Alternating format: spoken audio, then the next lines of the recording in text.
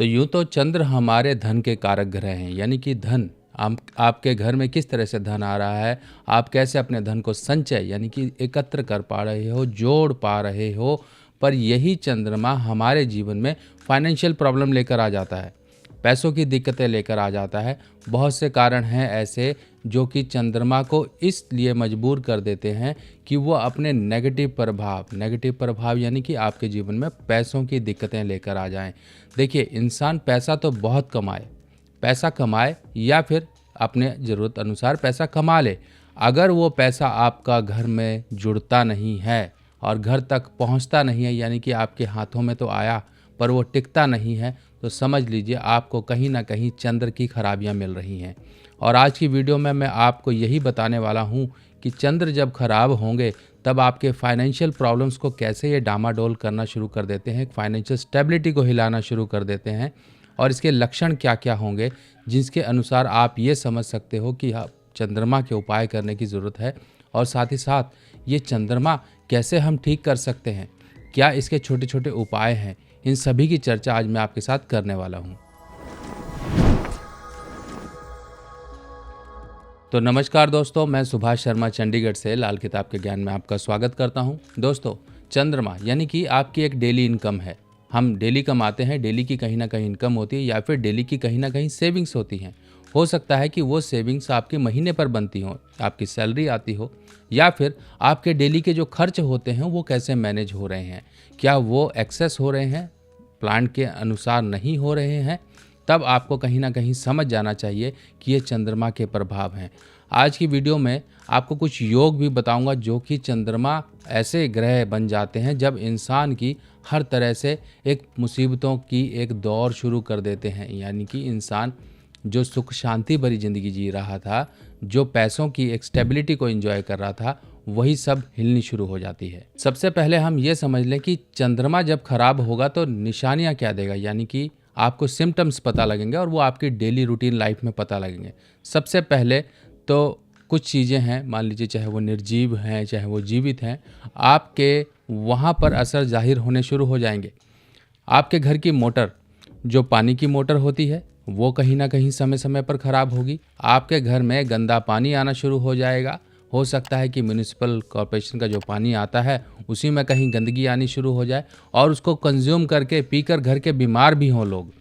क्योंकि देखिए, हर कोई बीमार नहीं होता, किसी किसी को पता लग जाता है कि आज गंदा पानी आ रहा है तो वो टूटी वगैरह अपनी नहीं चलाते हैं, टंकी वगैरह नहीं भरते हैं। पर ऐसे केस में अक्सर ये देखने में आता है कि जब चंद्रमा खराब होगा तो वाटर बॉर्न डिजीजेस यानी कि कुछ ना कुछ पानी के द्वारा इंसान को इन्फेक्शन मिलेंगे। अगर आप किसान भाई हैं तो हो सकता है कि आपकी मोटर सूख जाए, खेत में मोटर वगैरह लगाते हैं पानी की सिंचाई के लिए, तो वो सूख जाए, बोर सूख जाए, बोरवेल सूख जाए। वैसे तो इसकी पुरानी जो कहावत है, पुराने तरीके से जो बताया गया है, वो ये कहा गया है कि घर के कुएँ सूख जाएँ। अब आजकल के टाइम में तो कुएँ तो है नहीं। हो सकता है कि आपके कहीं पर कोई गांव वगैरह है तो आपका घर में कहीं कुआं हो, वो सूख चुका हो, या फिर घर में जो कुआं था उसको भरकर आपने उसके ऊपर छत डालकर उसको कुछ आपने कंस्ट्रक्शन कर दी हो, तो ये भी मंदे यानी कि खराब चंद्र की निशानी होती है। समय समय पर आपके अपच होना शुरू हो जाए, यानी कि लूज मोशन लगना शुरू हो जाए। जरा सा कुछ खाया नहीं कि लूज मोशन लग गए, जरा सा कुछ हुआ नहीं कि पेट खराब हो गया। ये लूज मोशन यानी कि आपके शरीर का एक वाटर जो बैलेंस होता है वो कहीं ना कहीं डिस्टर्ब होना शुरू हो जाए, इंसान को डिहाइड्रेशन हो जाए, तो ये भी खराब चंद्र की निशानी है। हमारी आँखों की जो ज्योति है वो सूर्य और चंद्रमा से देखी जाती है। अगर मान लीजिए आँखों की ज्योति या फिर आपकी आँखों की एक जो रोशनी है, जो आँखों की एक शक्ति है, वो कहीं ना कहीं कम होनी शुरू हो जाए, तब ये भी चंद्रमा के खराब होने की निशानी है। लोगों की आँख के नंबर, जो चश्मे के नंबर होते हैं, वो बढ़ते हैं। कई बार तो कई लोगों के चश्मा लगा और हट भी जाता है, और कई बार कई लोगों के चश्मा लगा, नंबर वहीं का वहीं रहता है। पर जिनके भी नंबर बढ़ना शुरू हो जाएं तो वो समझ लीजिए यहाँ पर चंद्र खराब है, और चंद्र के साथ साथ शनि के भी इस केस में बुरे असर माने जाते हैं। बार बार खांसी होना, जुकाम होना, या गला खराब, खराश रहना, या फिर टॉन्सिल होना। अक्सर ये टॉन्सिल की समस्याएं बच्चों में या बड़ों में होती है, तो इस तरह की समस्याएं होती हैं तो समझ लीजिए ये खराब चंद्र की निशानियां हैं। अब चंद्रमा हमारे मन को भी कंट्रोल करता है, चंद्रमा हमारी मानसिक सारी गतिविधियों को बैलेंस करके रखता है। अगर यही डिस्टर्ब हो कहीं कर कुंडली में, तब इस केस में इंसान अपने कहीं ना कहीं मानसिक उलझनों में उलझ जाता है। हैप्पीएस्ट मोमेंट में भी कहीं ना कहीं वो नीरस फील करता है, अपने आप को एक टेस्टलेसनेस लाइफ की ज़िंदगी में इन्वॉल्व पाता है, यानी कि वो एक इन्जॉयमेंट और एक खुश रहने की जो प्रवृत्ति, एक टेंडेंसी होती है, वो कहीं ना कहीं व्यक्ति की डिस्टर्ब हो जाती है। और आपने कई लोगों को देखा होगा, गुस्सा बहुत करते हैं। गुस्सा करते हैं, पता है कि उनका क्षण के लिए, कुछ देर के लिए गुस्सा आता है, पर बाद में वो उसी पर पछतावा करते हैं। कई लोग तो होते हैं गुस्सा करने के बाद कहते हैं नहीं मैंने सब ठीक किया, और जिन लोगों को ये एहसास हो कि उन्होंने गलत किया है और बाद में पछतावे की एक उनके अंदर टेंडेंसी जागती हैं, तो वो समझ लें कि उनका चंद्र खराब है, क्योंकि चंद्रमा ही आपके मन को कंट्रोल करता है।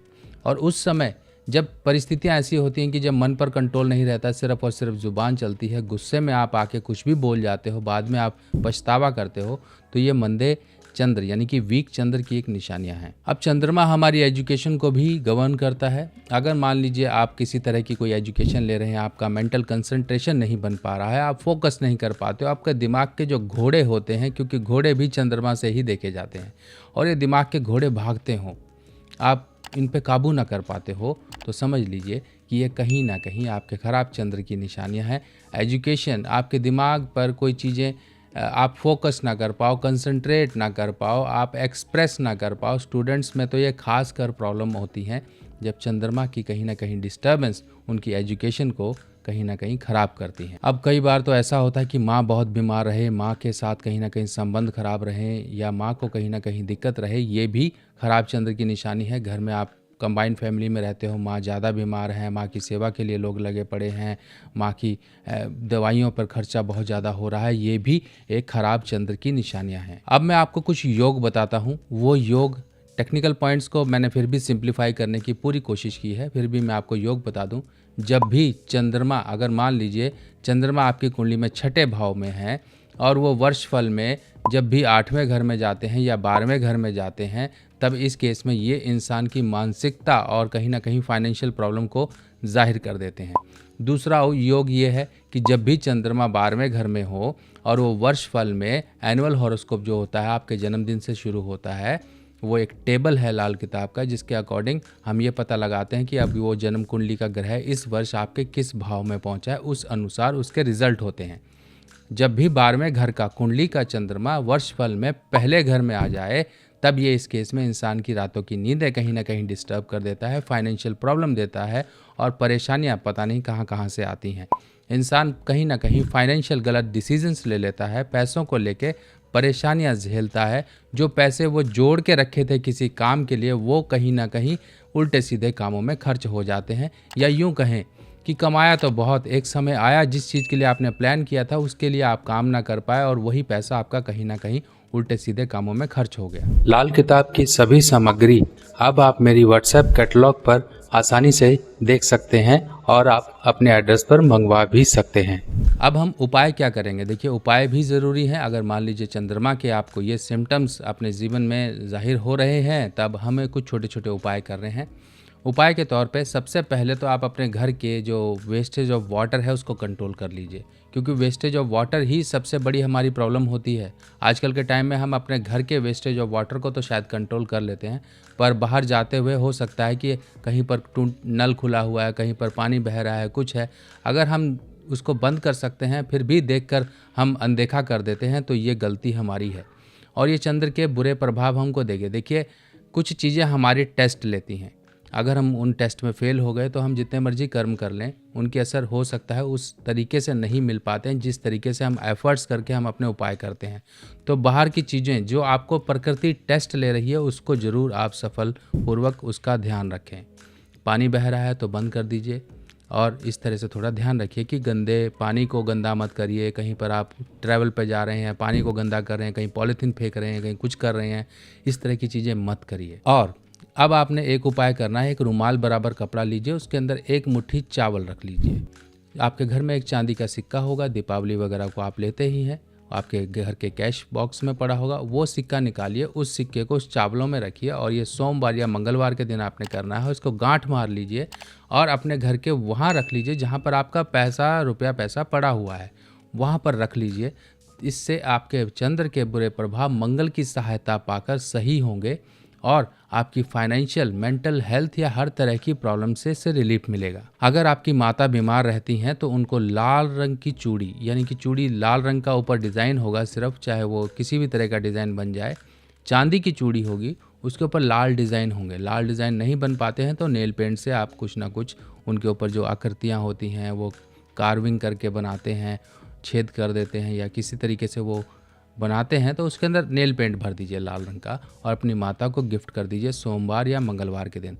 इससे आपका इनडायरेक्टली रूप से चंद्रमा सही होगा और ये उनकी सेहत पे भी अच्छे असर लेकर आएगा, जो बुरे असर के कारण आपका पैसा कहीं ना कहीं बर्बाद हो रहा है माँ के इलाज को लेकर। अब चंद्रमा घोड़ा भी है और चंद्रमा घोड़ा है तो जब मदद देने की बात आती है तो हम या तो सूर्य की मदद देते हैं चंद्रमा को, या बृहस्पति की मदद देते हैं, या मंगल की मदद देते हैं।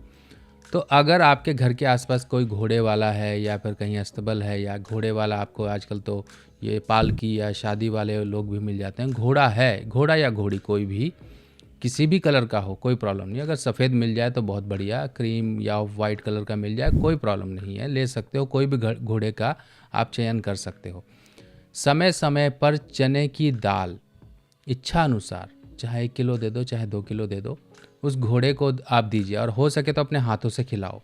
बाकी की घोड़ा अगर नहीं खाए तो घोड़े का जो राशन होता है वो घोड़े वाला अपने साथ ही रखता है बोरा, उस बोरे के अंदर वो उसका भूसा वगैरह सब डाल के रखता है, तो उसके अंदर थोड़ा सा मिला दो अपने हाथ से। ऐसा नहीं कि आपने सीधा का सीधा घोड़े वाले को दे दिया, घोड़े वाला हो सकता है घोड़े को ना दे, अपने हाथ से खिलाया हुआ आपको ज़्यादा पुण्य देगा।